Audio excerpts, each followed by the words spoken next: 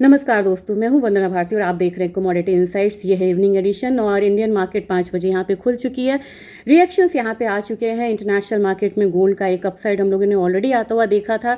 खास बात यहाँ पे ये है कि $4600 से गोल्ड अब ऊपर की तरफ ट्रेड हो रहा है।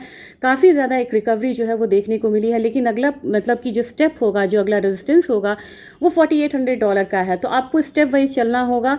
कोई भी वी शेप रिकवरी आप या ये कहेंगे कि यहाँ पे नया हाई बनता हो हम 2026 में देखेंगे, ये थोड़ी जल्दबाजी होगी। $4600 का हम लोगों ने वेट किया, $4600 यहाँ आया भी। नेक्स्ट $4800 यहाँ पे उम्मीद कर रहे हैं। तो यहाँ पे भी आपको एक वीकली क्लोजिंग, जैसे कि इस बार वीकली क्लोजिंग हुई थी, तो वीकली क्लोजिंग जो है वो काफ़ी इंपॉर्टेंट है। और वहाँ पे मुझे लग रहा है कि अपना जो मार्केट है ये ज़्यादा प्रीमियम पे आपको ट्रेड करता हुआ नजर आएगा। और अपने मार्केट में अगर देखा जाए तो प्राइसेस ऑलरेडी हायर साइड है। नेक्स्ट यहाँ पे 1,54,000 के जो लेवल्स हैं वो निकल के आ रहे हैं गोल्ड के लिए। और मुझे लग रहा है कि जो शॉर्ट टर्म यहाँ पे जो ट्रेडर्स हैं या निवेशक हैं उनको उस लेवल का यहाँ पे 1,54,000 का एक वेट करना चाहिए। और नीचे में अगर आप बोलेंगे कि सपोर्ट कहाँ पे है वो जानना बहुत ज़रूरी है और अहम है। ये अब यहाँ पे 1,41,000 के करीब यहाँ पे बनता हुआ नजर आ रहा है। पहले मैं 1,37,000 बोलती थी, अगर आपको याद होगा। सिल्वर की बात की जाए, सिल्वर आज आउट परफॉर्म करता हुआ दिख रहा है गोल्ड को, और 3% से ज़्यादा की यहाँ पे बढ़त है, जबकि गोल्ड में यहाँ पे सिर्फ 1% की बढ़त है। यानी कि गोल्ड सिल्वर रेशियो अब नीचे की तरफ आ रहा है। सिल्वर जो है वो आउट परफॉर्म कर रही है गोल्ड को। यह जिगजैग है, मैं आपसे कल डिस्कस करूंगी इसे। और यहाँ पे हम लोगों ने 2,36,000 के लेवल्स को आता हुआ देखा है। अब यहाँ जो है नेक्स्ट लेवल क्या निकल के आ रहा है, मैंने 2,33,000 बोला था, नेक्स्ट बोला था 2,47,000 और उसके बाद ही मैंने कहा था कि 2,58,000। हम बिल्कुल यहाँ पे स्टेप वाइज चलेंगे, क्योंकि कहीं से भी मूव आ रही है, हेडलाइंस आ रहे हैं, उसके अकॉर्डिंग मार्केट जो है बहुत ज़्यादा ट्रेंडी नहीं है, हेडलाइंस पे रिएक्ट करती है। आप समझिए कि क्या हो रहा है कमोडिटी में। फॉल पे फ्री फॉल होता है, फॉल पे बाउंस लेती है और हेडलाइन से करेक्शन लेना शुरू होती है। यानी कि यहाँ पे आ गया कि वॉर एस्केलेट हो गया, वॉर डी एस्केलेट हुआ, तो हेडलाइंस पर रिएक्ट करके वो नीचे आती हैं। तो ये मुझे लग रहा है कि अगला आपको 2,43,000 का वो करना चाहिए, एम करना चाहिए सिल्वर में, और इसके बाद ही बनेगा 2,58,000। तो धीरे धीरे धीरे सिल्वर यहाँ पे एक बेस बनाते हुए $72 मेरे लिए बहुत मायने रखता है।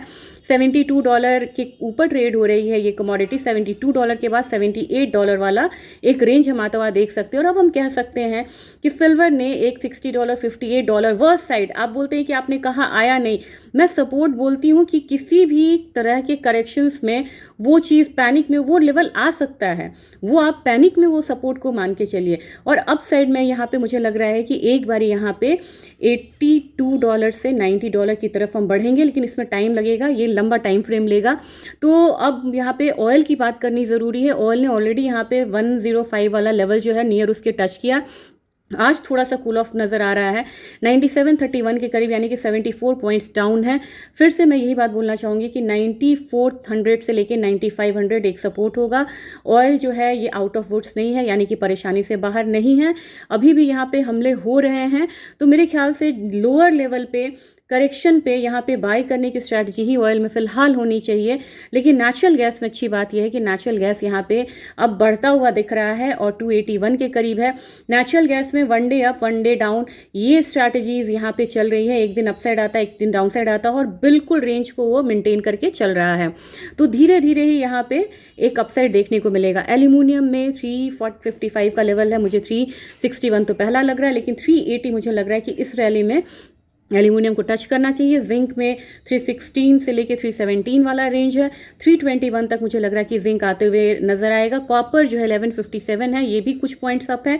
और कॉपर मुझे लग रहा है कि 1180 तक, इनफैक्ट मैंने बहुत पहले आपसे कहा था कि 1180 तक एक अपसाइड आएगा, उसका वेट करिएगा। और डाउन साइड जो है 1130-20 का एक रेंज आपको रह सकता है। निकल 1650 के करीब है, मुझे लग रहा है 1680 और 1720 दो लेवल्स आपसे मैंने डिस्कस करा था निकल को लेके।